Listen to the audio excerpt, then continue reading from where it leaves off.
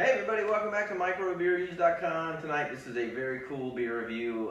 It's been hyped up, rightfully so. It's at Stone Brewing Company. This is their 22 anniversary.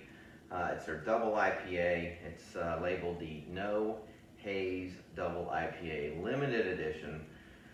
Found this in a 6-pack this week.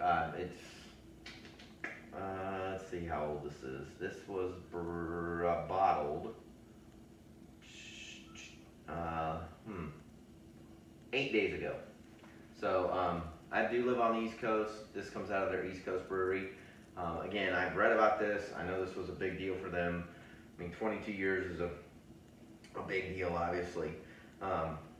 So a little bit about this thing. This will be a long video because I think this is again, a big deal that this is going on. So, talks about how 20 years ago they were in pursuit of a clean, bitter, hop-forward beer.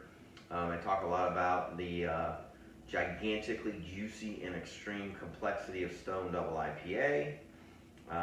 This particular version is one they've been working on for a while. It was the winner of the 2018 Spotlight Series, which pits teams of breweries against each other to see how they can brew the best beer. Citrus takes the forefront with plenty of fruit character to back it up with the incredible mouthfeel from the malted oats. The beer isn't sweet at all, but it's got a light amber color, which will make you think it's sweeter than what it actually is.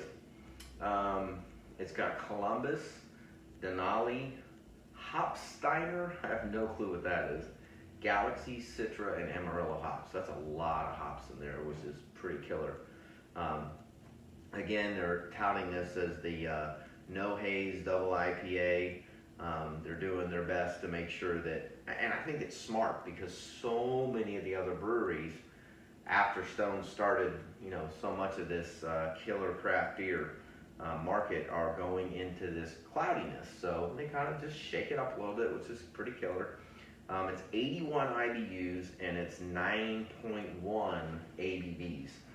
I haven't had this yet. I wanted to cheat really bad and have one before I did this beer review, but I have a ton of respect for Stone. Their Enjoy By used to be one of my favorite beers until they started putting it in 6-packs and mass producing it. No fault of theirs. It's just, I think the recipe and the quality has drastically changed.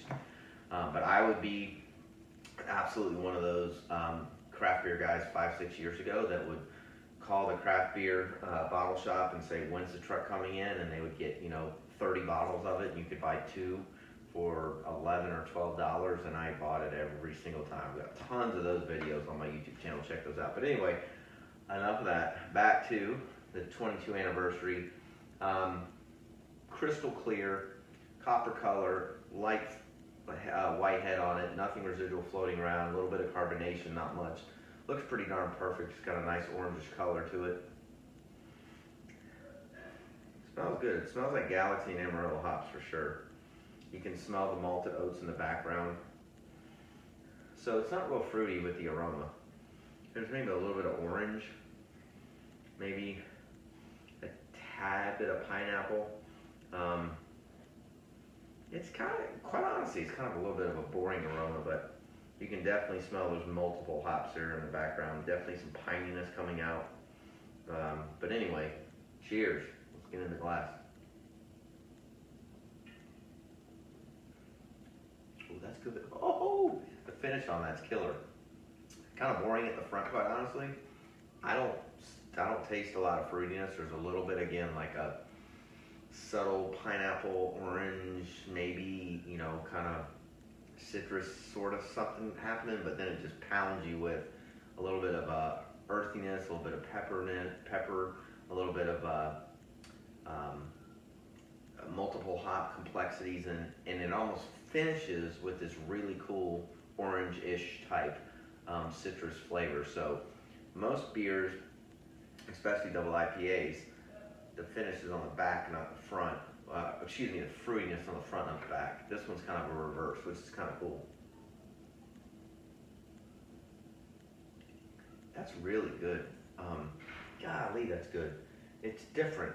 And I mean, kudos to them in this crazy crowded IPA market.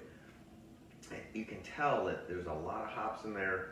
It's multiple different styles of hops, and then the finish is just absolutely insanely just cool with a little bit of fruitiness to it.